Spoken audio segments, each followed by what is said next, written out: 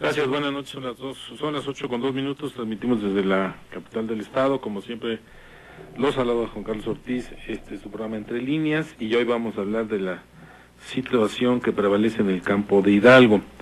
Hemos invitado justamente para ello a Cuauhtémoc Álvarez de la Cruz, representante jurídico de la Unión Nacional de Trabajadores Agrícola, UNTA.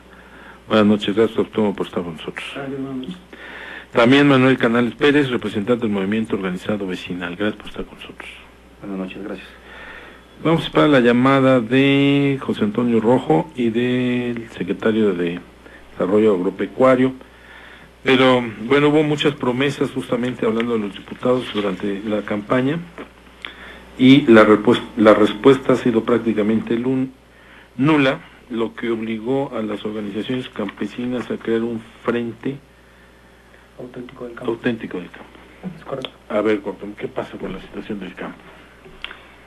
Es una pregunta muy interesante porque hemos presentado nosotros ya al gobierno del estado un análisis muy completo que hemos realizado y hemos llegado a la conclusión de que en el estado de Hidalgo nada más hay dos formas de producir, en el campo o en el comercio. Y basado en eso, el gobierno del estado va a tener que implementar diversas acciones y diversos programas para fomentar realmente la productividad en el campo. Hoy 1 de cada 3 hidalguenses, de los 2.6 millones que somos en el estado, tiene que ver directamente con actividades relacionadas con el estado, con la agricultura.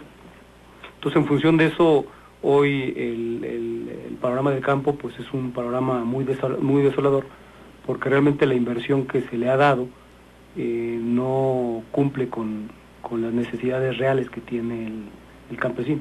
Los recursos llegan tarde, no tienen semilla de buena calidad, hay muchas asociaciones que lejos de entrar en un beneficio mutuo en la productividad, lo único que los hacen es engañarlos, estafarlos con sus propios productos. Hay asociaciones como la cadena cebadera, en donde hacen lucro de las necesidades propias ahí de los campesinos que se dedican precisamente a cultivar lo que es la cebada, ¿no? Manuel, ustedes han hablado con las autoridades, han hablado con los representantes populares, ya sea del Estado o federal, para plantear esta situación. Evidentemente lo hemos hecho y hemos también buscado los cauces legales e institucionales, como le llaman del otro lado a la administración pública.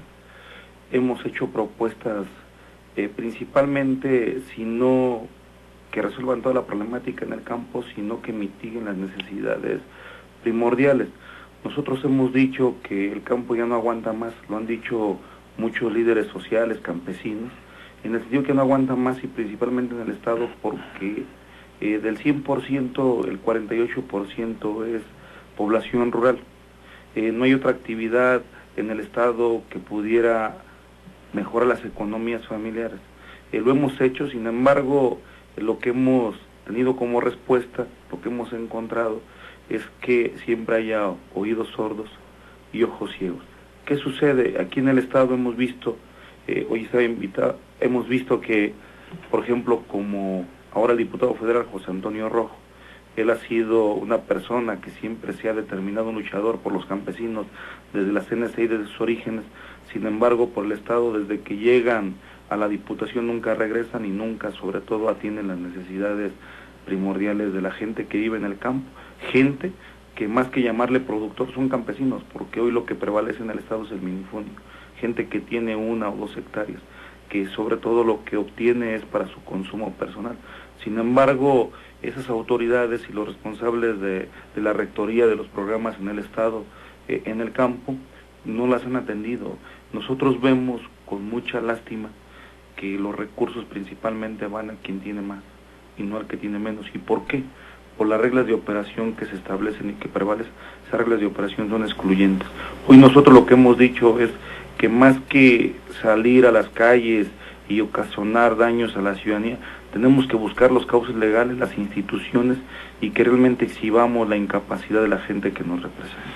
Cuauhtémoc, desde hace muchos años, y yo creo que desde hace muchos decenios y sexenios, yo he escuchado hablar de que el campo está en crisis, de que los campesinos no tienen apoyo, de que la semilla es muy cara, de que no existen buenos fungicidas, de que no existen créditos, que no existe agua, la mayoría de la tierra cultivable es de temporal, etcétera, etcétera, etcétera. Pues no es de ahora, sino ha sido, yo creo que de muchos años.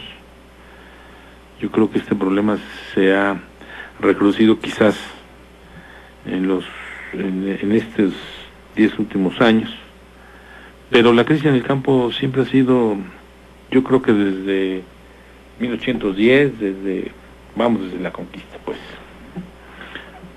Sí, es correcto. Usted acaba de tomar un punto muy importante.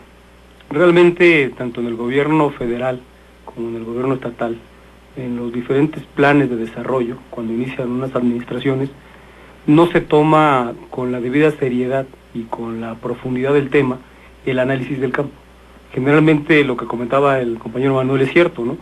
Los toman con el término de productor, cuando realmente la gran mayoría del campo en Hidalgo es una producción de subsistencia.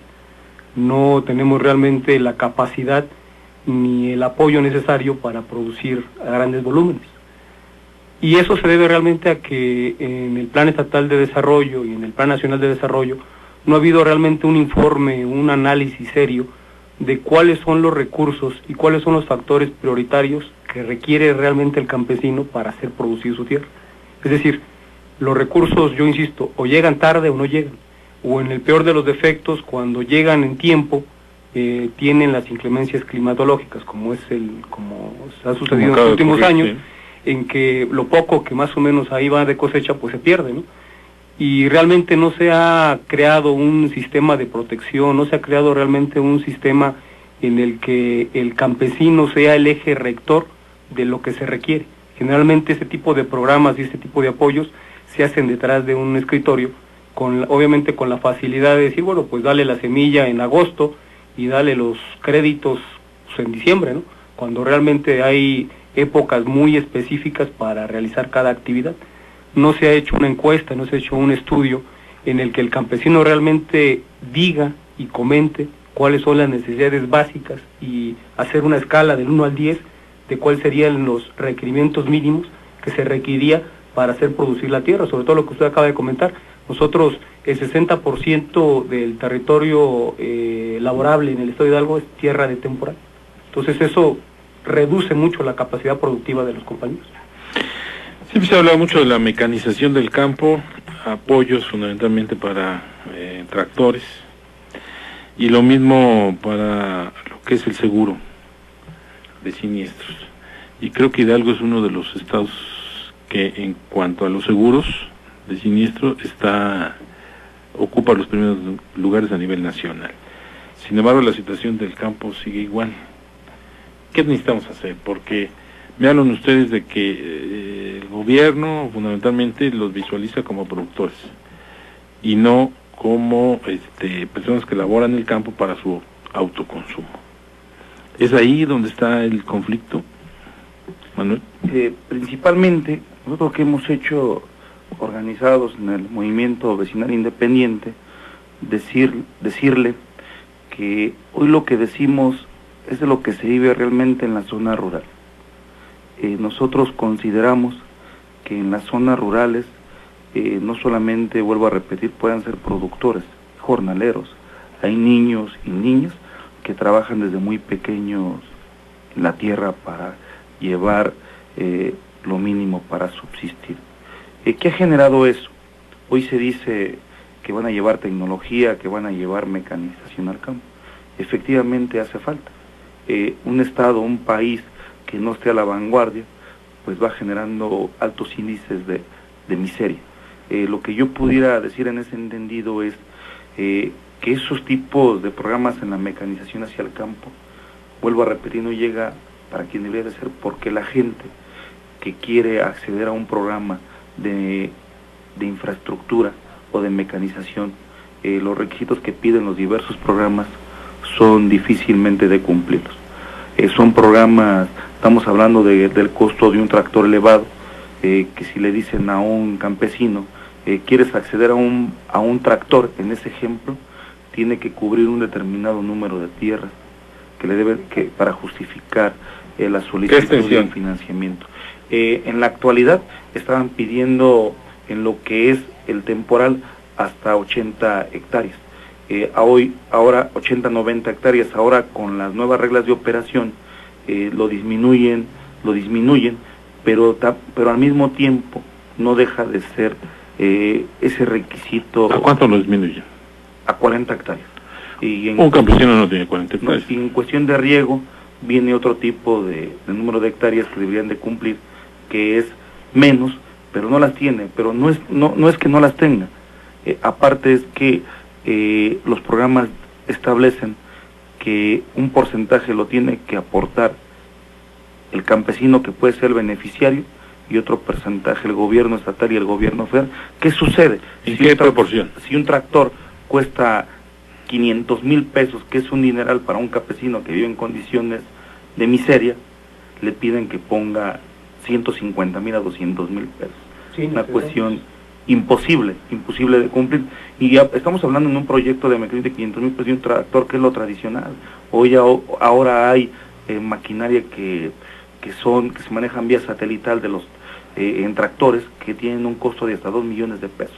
¿Quién los tiene? Pues los caciques, los que realmente sean los latifundios, los latifundistas, ¿verdad? Y los que son los dueños de los medios de producción en los pueblos, en las rancherías, en los ejidos y en las comunidades. ¿Por qué no se han podido agrupar justamente para recibir estos apoyos y poner la tierra a trabajar, no 40 hectáreas, sino 100, 200 hectáreas? ¿Qué tan difícil es la unión del campesino para trabajar? Yo lo enfoco desde el punto de vista de la educación y la cultura. Pienso que a la gente que tiene mayor carencia nos han brindado una educación de la división, del egoísmo y principalmente de no aprender a organizarnos en la propiedad, en la propiedad y en actividades comunitarias que nos pudiera llevar a acceder a mejores beneficios y a los programas públicos. Yo parto de ahí, pero sobre todo lo que también nos ha impedido hacerlo, pues es la miseria, la burocratización de los programas, porque al final en el campo el que no tiene cada día está más pobre, y en el campo el que tiene mucha tierra cada día tiene mejores condiciones de ingreso, aunque dicen que tienen pérdidas cuando hay cuestiones de siniestro, pero nosotros vemos a los grandes productores en camionetas de lujo, con grandes fincas, y el productor, el campesino que tiene 2 hectáreas, lo vemos viviendo en una casa de bloque acomodado, con láminas donde ahorita en época de lluvia se destruyen. Esa es la vida. Y en cuestión de los seguros, yo quisiera manifestar, y lo hemos dicho a veces, hay dirigentes campesinos de gran valía, como lo es alguna organización también con la que hemos coincidido mucho, que es la UNTA, una organización donde ha expresado en el Consejo de Desarrollo Rural Sustentable que se requería una pluralidad de las aseguradoras. ¿Por qué? Porque se ha monopolizado igual. Mucho dinero lo que invierte el gobierno federal, el gobierno estatal en los seguros, pero al final cuando van a verificar el siniestro en las parcelas, en la tierra, les dicen que no pasan poniendo muchos obstáculos. Pero le aunamos a eso, a que hoy en día ha habido gente muy lista, pero lo permite la ley Federal de Desarrollo Sustentable, que han creado, por ejemplo, en el sector cebadero, han creado fondos de producción. ¿Y qué sucede? Ellos también tienen esa capacidad de dar, expedir los seguros. Paga uno la prima y dan un seguro. Pero ¿qué sucede? Que lo que ellos menos es lo que quieren perder, ¿no? Y los que están al frente de esos fondos, hoy lo hemos denunciado, están ricos. Y la gente, el campesino, no llegan los recursos. Por eso siempre vamos a ver que el campesino va siempre a vivir en carencias de ser productiva su tierra, y sobre todo con las prácticas muy rudimentarias y ancestrales con las que se viene trabajando la tierra. Cuauhtémoc Álvarez, representante jurídico, ¿qué opciones tiene el campesino en Hidalgo? Aquí se produce fundamentalmente, bueno, en determinadas regiones del estado, maíz, cebada, muy poco arroz. Fundamentalmente es maíz y cebada. Sí, lo que nosotros hemos propuesto en los diferentes foros que hemos participado es que, yo insisto, se tendría que hacer un análisis muy serio por parte del gobierno. Que no lo tienen ya. No, el problema es que, yo insisto, todos los programas los hacen del escritorio para afuera. Nadie le pregunta al campesino realmente cuál es su necesidad para sembrar. Usted lo acaba de comentar, en el estado no tenemos realmente superficies grandes de riego. Eso hace que realmente la producción sea, aparte de limitada, muy reducida en la cuestión productiva, ¿no? Para que realmente el campesino, un campesino normal, le invierte 3,000 pesos, para que usted se dé una idea, a sembrar cebada, y va a tener una ganancia de 6,000 pesos en 6 meses. Eso es complicado al final del asunto. El maíz, pues ya ni siquiera lo hablamos, porque ese es un producto que requiere más agua, requiere más cuidado y requiere mejores fertilizantes, mejores semillas, mejor calidad de tierra. Entonces eso complica mucho la cuestión. Usted acaba de dar en el punto medular y por eso yo insisto, ¿no? Hoy la planeación se tendría que hacer de adentro, del centro, del núcleo, que es el campesino, hacia afuera. No traer programas, no traer ideas de afuera hacia adentro, ¿no? Si usted le dice al campesino que le va a dar un apoyo de 1,000 pesos y que ese apoyo se lo tiene que dar ya en agosto para que siembre cebada, pues el campesino le va a decir que realmente el ciclo de la cebada no es productiva el dinero que le va a dar, ¿no? Si le va a dar la semilla en junio, evidentemente no le va a servir de nada. Se requieren hacer programas en donde desde el mismo núcleo, que es el campesino, preguntarle, hacer una base de prioridades y sobre eso realmente impulsar la productividad en el Estado. Si nos permiten, vamos a una pausa y regresamos con ustedes, por favor. Bueno, se integró el Frente Auténtico para el Campo y están buscando una convocatoria para el Consejo Estatal de Desarrollo Rural Sustentable. ¿Así es el tema? ¿Qué persiguen con que los incluyan en este consejo o que se cree este consejo?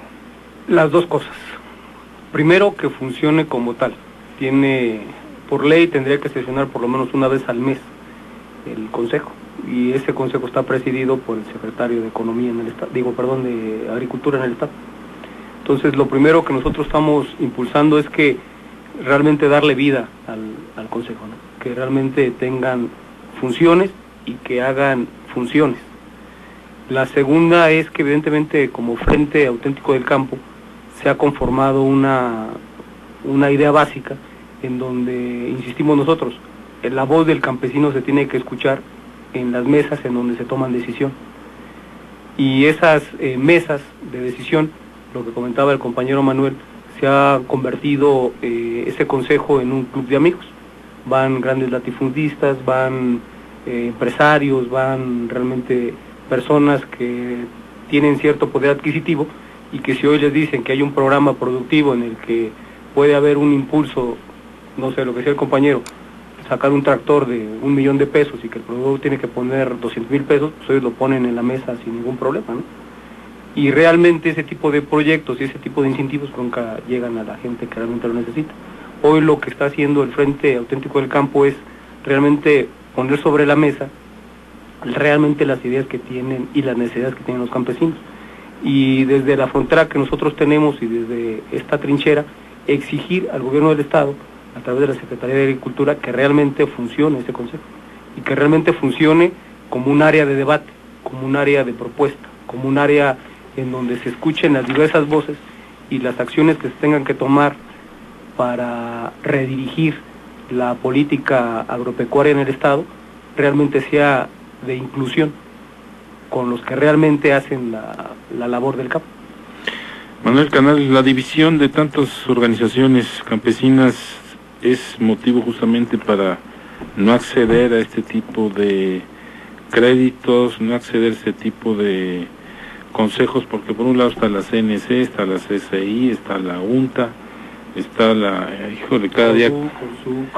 cada día hay, creo que hay más organizaciones que campesinos. Creo que todo grupo organizado es bueno. La expresión para decirle, no de manera paternalista al gobierno de que están malas políticas públicas, de otra manera sirve para decirles también que hay muchos funcionarios que no tienen la capacidad de ocupar los espacios donde están. Pero también pienso que hoy nosotros que conocemos de los grupos organizados y hemos levantado la voz, que no se les debe de reconocer legitimidad a aquellos que lo hacen por intereses personales o por cotos políticos de poder. Creo que eso es lo que genera la división, hace que se pierda. Ejemplo, Cuauhtémoc hablaba del Frente Auténtico del Campo. ¿Cómo surge el Frente Auténtico del Campo? Surge porque al gobierno federal se le está exigiendo un nuevo pacto rural nacional, por la situación que prevalece de la carencia de los alimentos y de lo que se va a generar en los próximos años, ¿no? Que hoy muchos alimentos que nos llevamos a la boca pues vienen de importación. ¿Y qué ha sucedido? Efectivamente hay muchas organizaciones que, sin decirlo, son para legitimizar políticas públicas y que los vemos en los medios informativos avalando lo que dicen muchas veces los gobiernos. Esa división ha generado en ocasiones que no se logre un planteamiento justo para los campesinos del Estado y del país, porque nos llevan, como siempre, a pelearnos a los de abajo. Yo nunca he comprendido hasta ahora, y muchas veces decimos que la culpa la tenemos quienes tenemos principalmente las necesidades, de que un senador o un diputado que anda en camioneta de lujo, que come en los mejores lugares, que no sabe lo que es a veces tener para una medicina o para comprar las tortillas para la familia, muchas veces se pierde en lo que en un momento proponen para llegar a ocupar los espacios y no van a pelear las necesidades reales del campesino que vive en las condiciones tan lastimables hoy en día. Entonces, en ese sentido, hoy los que tenemos una determinada edad pensamos que estamos más frescos, que es necesario organizarnos, que tenemos que ponerle un alto a los liderazgos caciquiles que solamente ocupan el espacio para tener imagen y después querer un espacio de elección popular, no para ayudar a los campesinos, sino para hacerse de grandes residencias y de grandes lujos. Efectivamente, ante esas adversidades, nosotros no hemos dejado de levantar la voz y seguir diciendo, y hoy a los que nos escuchan, que donde estemos tenemos que organizarnos, que hay que encontrar representantes auténticos, pero también hay que aprender a luchar con ellos, para que cuando veamos que nos están fallando, pues continúe la lucha a los que venimos atrás. No podemos frenar y decirle a las autoridades que están mal en lo que están haciendo. Otro daño que yo quisiera también decir de la división de las organizaciones que sí afecta es también el que en la mayoría de los espacios que ocupan las carteras en las diferentes secretarías del gobierno es gente ya muy mañosa, es gente que lleva 15 o 20 años ocupando el mismo espacio. ¿Qué sucede con eso? Pues que no haya creatividad, que no haya innovación y siempre siguen repitiendo lo mismo. Entonces hemos levantado la voz también para decirle que darle la oportunidad a gente que hoy nació en el campo, vive en el campo y que hoy tuvo la oportunidad de estudiar y que tiene conocimientos. Hay que dar la oportunidad a esa gente que pudiera hacer diagnósticos y que pudiera presentar propuestas para realmente atender las necesidades que viven de primera mano. Cuauhtémoc Álvarez, el campo siempre ha sido botín político para muchas personalidades, de ahí han surgido innumerables representantes populares. ¿Qué los haría diferentes a ustedes en este frente? Para que no dijeran luego, pues es que aspiraban a un cargo público y entonces olvidaron de lo que hoy vienen a reclamar. Es una pregunta muy interesante y le voy a contar por qué. Desde el nombre, en la conferencia nacional se comentaba cuál sería el nombre más idóneo para este frente. Cuando se eligió el nombre del Frente Auténtico del Campo, fue en un consenso en la conferencia nacional que se tuvo en agosto con las 6 organizaciones que conforman hoy este frente, y justamente se derivó de que todos aquellos que hoy conformamos el FAC no tenemos ningún tipo de aspiración política, no tenemos ningún tipo de aspiración a andar agarrando a lo mejor... Hoy no, pero a lo mejor dentro de unos meses sí. Si nos permiten, vamos a una pausa. Claro. Y regresamos, creo que ya tenemos la llamada de José Antonio Rojo, que también él es diputado federal. Él surgió de las filas de la Confederación Nacional Campesina, Sí. y él es presidente de la Comisión de Agricultura del Sistemas de Riegos en la Cámara de Diputados. Vamos a una pausa y regresamos. Regresamos con los invitados aquí en el estudio. Cuauhtémoc Alba, estábamos diciendo qué los haría diferentes. Claro. Y no olvidarse, porque he visto muchísimos líderes campesinos, salen del campo, salen de la tierra, y luego me los encuentro ya como diputado local, diputado federal, Es luego correcto. hasta senadores, ¿no? Usted lo ha dicho muy bien, ¿no? El campo, como un generador de pobreza y de marginación, pues siempre crea un banco ahí de votos importante para cualquier ideología política, ya sea de izquierda, de centro o de derecha, ¿no? La diferencia que marcaríamos nosotros es que nosotros realmente representamos a grupos y hemos estado con estos grupos durante mucho tiempo. No es casualidad que hoy estemos nosotros, después de 12 años, todavía luchando en organizaciones sociales. Bueno, ahora sí ya tenemos la comunicación con el secretario José Alberto Narváez, secretario de Desarrollo Agropecuario en el Estado. José Alberto, buenas noches. ¿Cómo está? Buenas noches, con el gusto saludarlo y saludar a todos los amigos del campo. Gracias, José Alberto. Hoy están aquí con nosotros representante jurídico de la Unión Nacional de Trabajadores, de la UNTA, y del movimiento organizado vecinal, que fueron los que crearon el Frente Auténtico para el Campo. Hablan de políticas que no los benefician, y sobre todo las reglas de operación para adquirir créditos o para adquirir insumos o maquinaria son muy complicadas.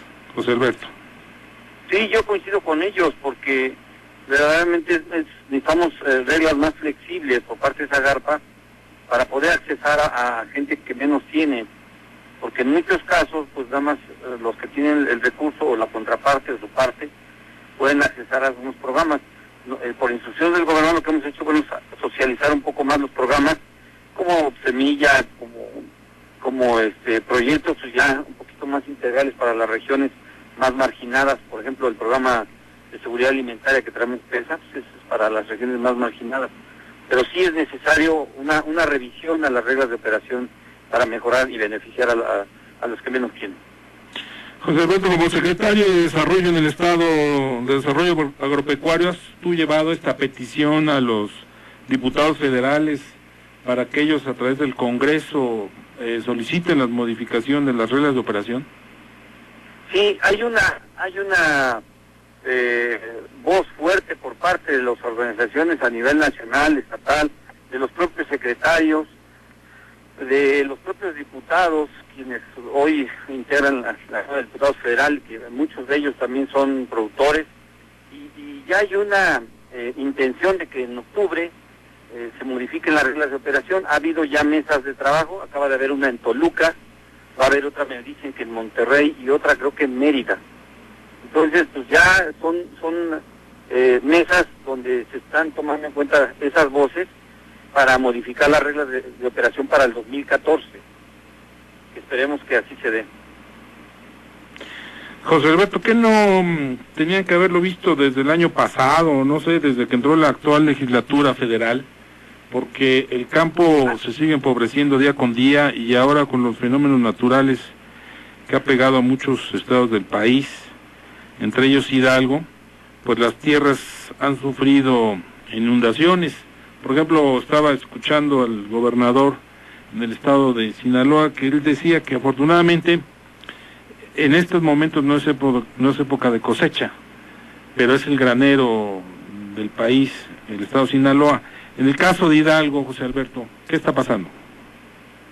Bueno, fíjate que nosotros en el estado nos hemos estado convirtiendo en un estado también muy importante productivamente hablando, porque acuérdate que en el 2011 sufrimos una sequía muy prolongada a nivel nacional, principalmente los estados del norte, Sí. y no tuvieron producción.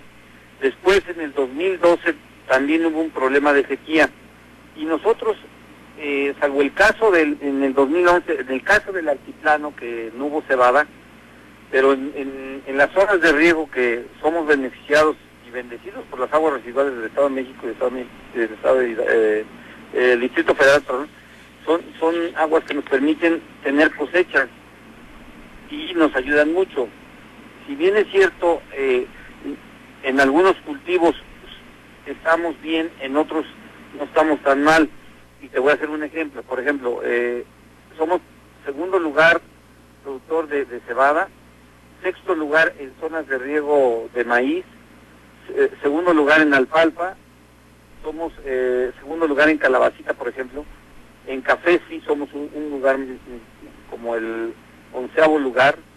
En el tema, por ejemplo, de cítricos, bueno, andamos como en el 8º, en tuna, nopal en 4º lugar. Bueno, entonces tenemos lugares importantes, pero sí efectivamente se requiere de una mayor inversión en el campo, se requiere más organización, se requiere más extensionismo, que es lo que estamos haciendo aquí en el Estado, para reconocer, y como bien lo dice el gobernador, reconocer la vocación de cada región y hacer proyectos integrales. No nada más ir a dar la semilla y ya, sino ir desde hoy estamos proponiendo el próximo año análisis de suelo y hasta la comercialización, fertilización, producción y asesoría técnica permanente.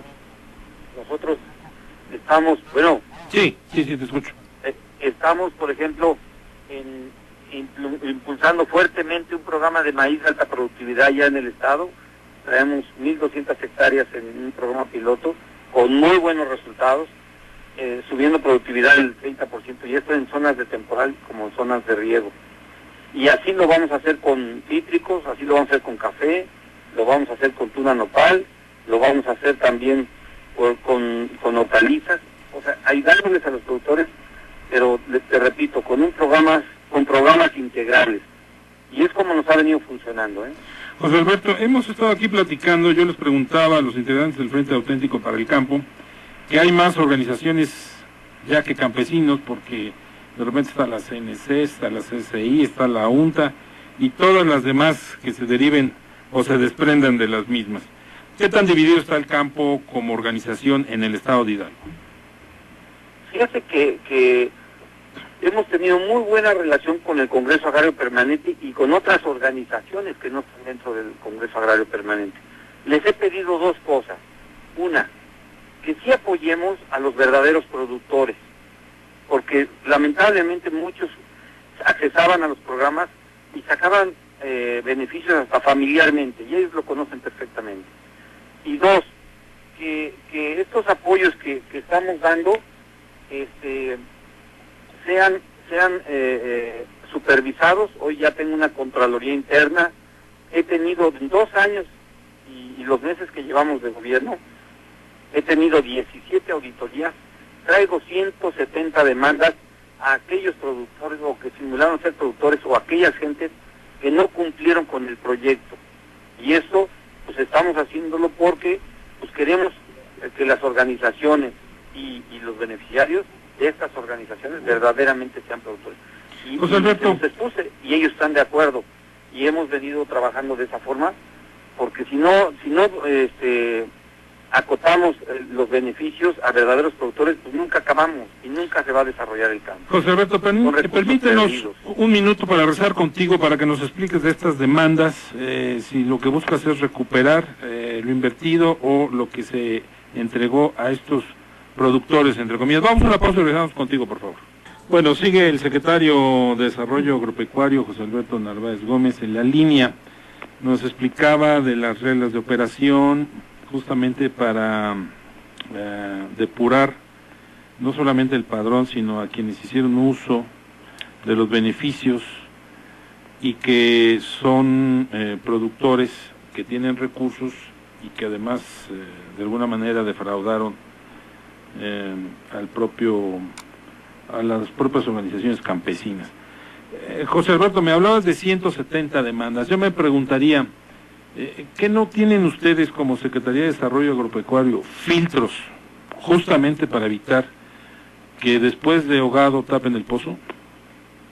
Fíjate que muchas de estas son porque en el anterior gobierno federal había un programa que les daban hasta café internet, talleres, salas de belleza, una serie de programas que no tenían nada que ver con el campo. Y verdaderamente muchos de estos fueron solicitados y mal aplicados.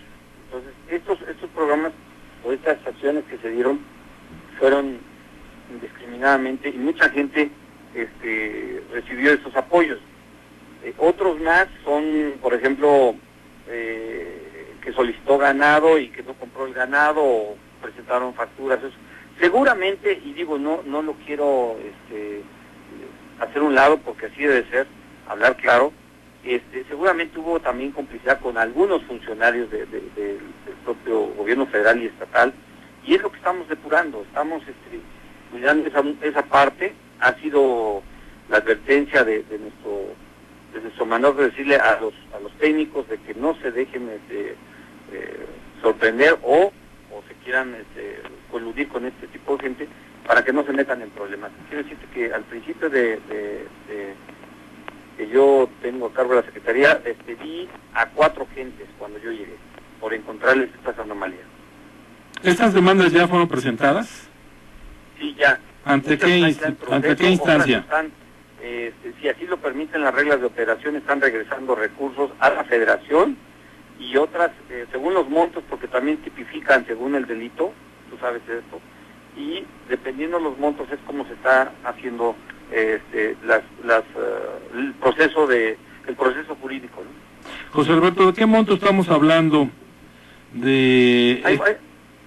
Hay muchos montos, hay desde 10,000 pesos hasta 30,000, 50,000, 100,000 pesos, hay de todos montos. ¿En total cuánto suman? El otro día estábamos haciendo la cuenta y hablábamos cerca de unos 4 millones de pesos, lo último que teníamos ya... 4 millones de pesos. Digamos, lo más fuerte, por decirlo así. Oye, pero 4 millones de pesos no pintan frente a las necesidades de los campesinos y además lo que es el presupuesto que se destina para el campo en el estado de Hidalgo, o sí pintan. Sí, no, pero es importante poner orden, es importante, porque si no tenemos un desarrollo completo, si no nada más estamos a muchas gentes, o ellos mismos creen que es fácil el campo. Mira, te voy a poner un ejemplo y te lo pongo conmigo. Muchos amigos o gente se acerca y me dice, oye, ¿por qué no me das un invernadero ahora que estás ahí? Yo les digo, sinceramente, ¿saben qué? No tienen ni idea de lo que es un invernadero. Un invernadero es de mucho trabajo. Es pararse temprano y ir a ver tu siembra, ir a ver tu cosecha, ir a ver tu planta, ir a ver tu producto. O sea, es mucho trabajo. Entonces, hoy lo que estamos haciendo es verdaderamente darle a aquellos productores que tienen la capacitación o que saben del tema para poderles dar el proyecto. Bueno, finalmente, José Alberto, ¿ustedes van a plantear, aparte de las nuevas reglas de operación, alguna política específica para el estado de Hidalgo en materia de mecanización y para ampliar el riego del campo en la entidad? Sí, mira, nosotros traemos un programa que lo hemos venido haciendo con Conagua de forma experimental. Ya tenemos 5 niveladoras, por ejemplo, donde estamos ahorrando agua ya en la zona del Valle Mezquital, en varios módulos de riego. Lo que queremos hacer un programa extensivo de nivelación de suelos también en zonas de temporal. Estamos haciendo captación de agua con ollas de cosecha de agua, que llamamos nosotros, tanto con la FAO en la Sierra de Huasteca, y acá en el altiplano y en el Mezquital, en las partes altas de Izmiquilpan, estamos haciendo ollas y represas con ASA también, y con maquinaria, que ya ves que el gobernador ha implementado los parques de maquinaria, con maquinaria también en aquellos bordos que se requieren de hacer desasolves o hacer unos nuevos, estamos haciendo también, y verdaderamente estamos tratando muy buena cantidad de agua, y en algunos casos estamos haciendo sistemas o sistemitas pequeños de riego por goteo, y esto pues nos está permitiendo tener beneficios en diferentes partes del estado, con muy buenos éxitos, Ya finalmente, José Alberto, ¿el campo en Hidalgo está en crisis, sí o no? No, mira, el año pasado tuvimos una cosecha récord de más de 7,000 toneladas de productos en diferentes rubros. Fuimos un estado que pasamos del 28º lugar al 11º. Hay muchos retos. Nosotros estamos pidiendo también a la Federación que nos dejen mover un poco más nuestros recursos, como de hacer proyectos regionales para, repito, invertir más en cada región y no dejar a la demanda, porque solamente lo que recibimos son muchas solicitudes de proyectos. Y te pongo un ejemplo, recibimos 9,000 solicitudes este año. Si bien nos vamos a atender unos 2,000, dependiendo de los montos económicos de cada proyecto. Pues, secretario de Desarrollo Agropecuario, gracias por la llamada y te despedimos y esperamos pronto que los resultados se concreten con mejores cosechas. Gracias, José Alberto Narváez. Yo estoy a tus órdenes y hay muchos temas. Me gustaría que otro día ¿Cómo no? me dieras espacio y con gusto te comento. ¿Cómo no, José Alberto? Porque sí, verdaderamente creo que hay muchas cosas. Por ejemplo, mandamos ya el primer embarque de tuna a Los Ángeles, con un convenio de comercializadores allá y con beneficio a los productores. Entonces yo creo que eso es lo que tenemos que hacer, organizar y buscar nuevos mercados. Gracias, José Alberto. Buenas noches. A tus órdenes. Gracias. Bueno, Cuauhtémoc y Manuel, el secretario dice que no hay crisis en el campo. Yo diferiré un poco, yo creo que sí hay crisis y hay una crisis seria. Yo creo que sí deben de atenderse puntos muy precisos para que realmente se haga producir lo que se tenga que producir. Hoy yo escucho los datos del secretario y creo que realmente hay potencial para que podamos realmente hacer producir lo que tengamos que hacer producir aquí en Hidalgo. Habla de 7,000 toneladas de alimentos. Son números que habría que revisarlos. Nosotros como organización realmente tenemos algunas dudas. Habrá que sustentar los datos que tiene. Evidentemente yo quiero pensar que debe de tener el sustento, pero para nosotros sí hay una crisis. Tan hay una crisis que hoy que están muy de moda las reformas en diversos sectores, nosotros como organización vamos a promover una reforma agropecuaria integral, no nada más a nivel estatal, sino a nivel nacional. Bueno, ya está también en la línea el diputado José Antonio Rojo García de Alba. Diputado, ¿cómo estás? Juan Carlos, buenas noches. Buenas noches a todo el auditorio. Gracias. Oye, José Antonio, bueno, como presidente de la Comisión de Agricultura y Sistemas de Riego en el Congreso Federal, ¿va a haber planteamientos de modificar las reglas de operación para los acceso a crédito y a insumos para el campo? ¿Urge para Hidalgo? Bueno, a ver, yo creo que hay varios temas, Juan Carlos, sí. Respecto al tema de reglas de operación, quiero decirte que este año viene una reingeniería de programas, sí, que tienen su apertura programática en todo el sector agropecuario. Esta nueva apertura programática que habla de compactación de programas y de conceptos que vienen en el propio presupuesto, deben de tener también reglas de operación nueva. ¿De cuántos programas estamos hablando para el campo? Mira, se compactaron de los grandes programas de 11 a 9. Sí. Y te puedo decir, por ejemplo, que en el caso de Procampo, sí, la propuesta que hemos estado trabajando con la Secretaría, la Zagarpa, es que el Procampo se convierta en un programa que de a de veras vaya encaminado a la producción.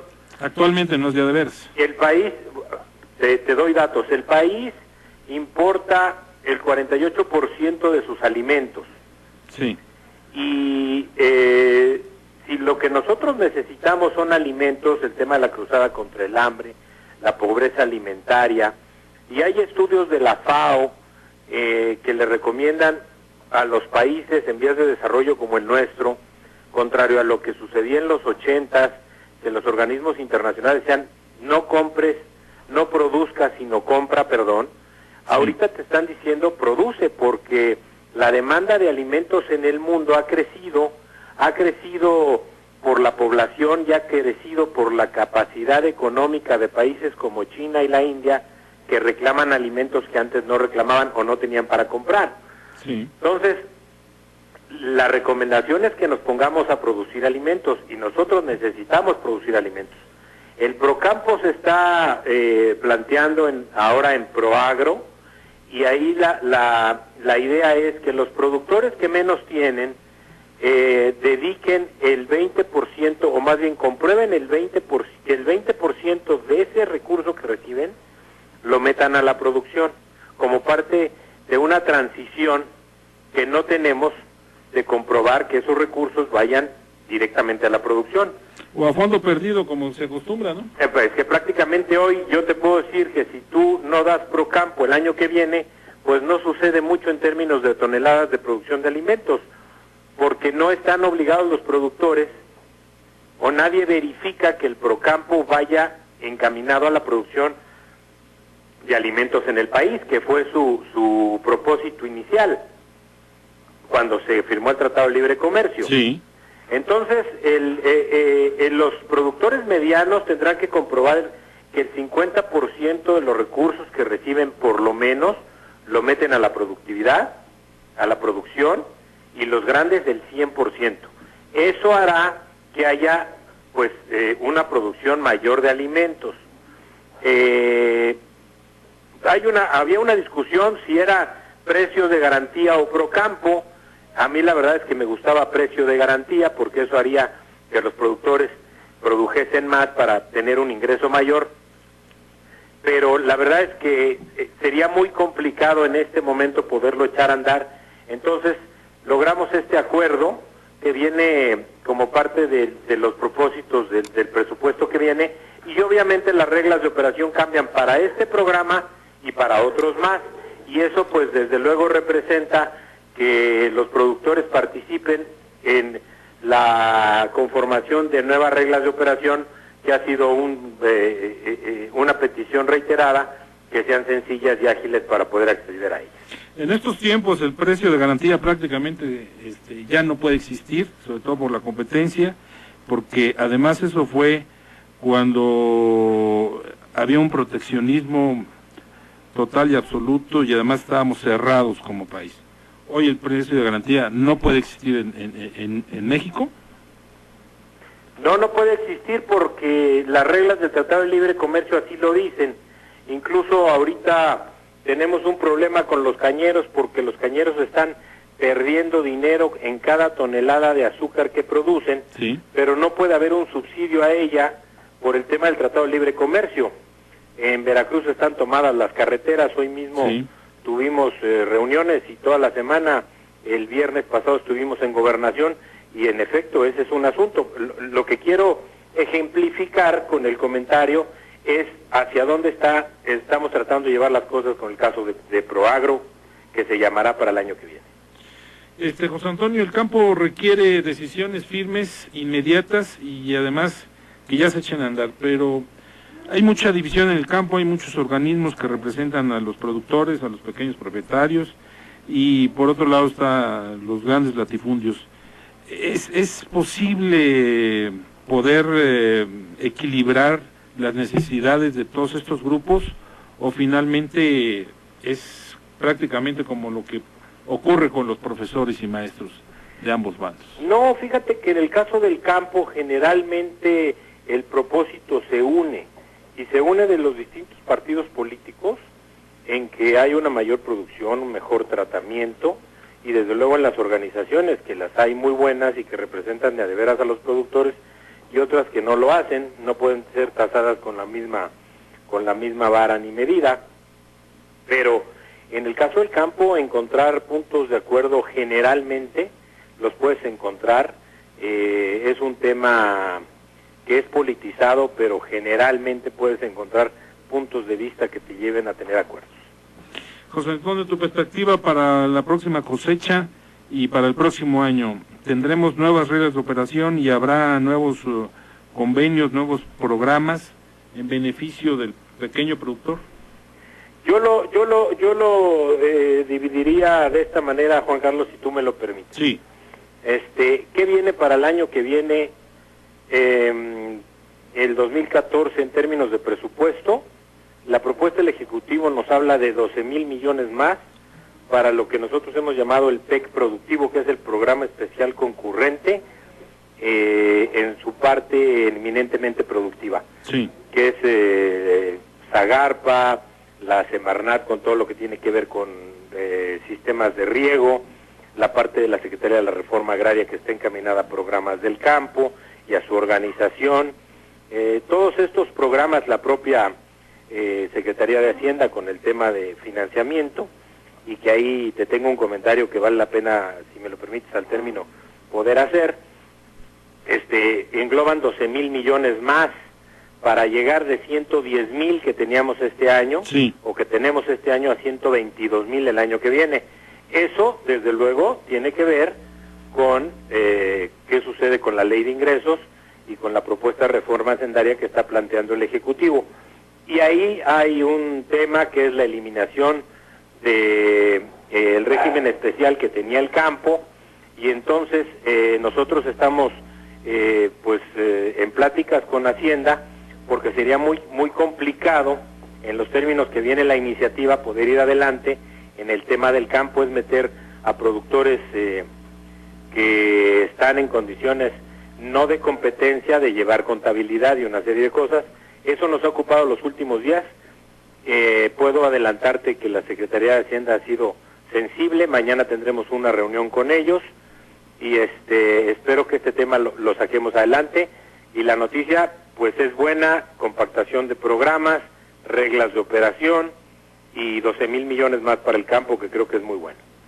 Pues José Antonio Rojo García de Alba, gracias por llamarnos, el diputado federal del PRI, presidente de la Comisión de Agricultura en el Congreso Federal. Gracias, José Antonio, buenas noches. Gracias, Juan Carlos. Queda pendiente el tema de financiera rural, que se reformó, y cuando quieras lo podemos tratar. Quedó muy bien, y lo que viene, que es la reforma en el Pacto por México para el Campo, que son temas que nos quedan pendientes. Yo estoy a la orden. Un saludo para ti y para todo tu auditorio. Gracias, José Antonio, buenas noches. Buenas noches. Bueno, Cuauhtémoc y Manuel, pues ya nos vamos, ya nos están correteando aquí, pero bueno, ya tenemos un pequeño panorama. Hablan de 120,000 millones de pesos.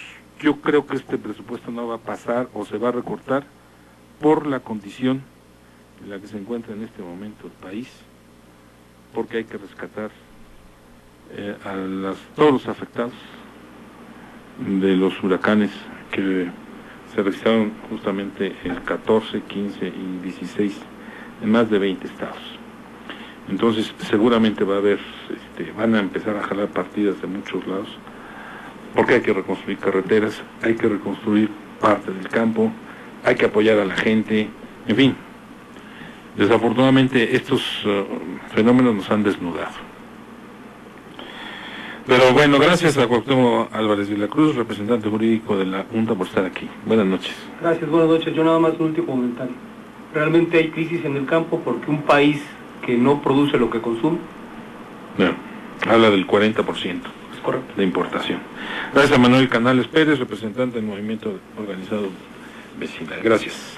Muchas gracias. Solamente decir que las cifras no son resultados positivos para alcanzar el bienestar de la gente que realmente vive en el campo.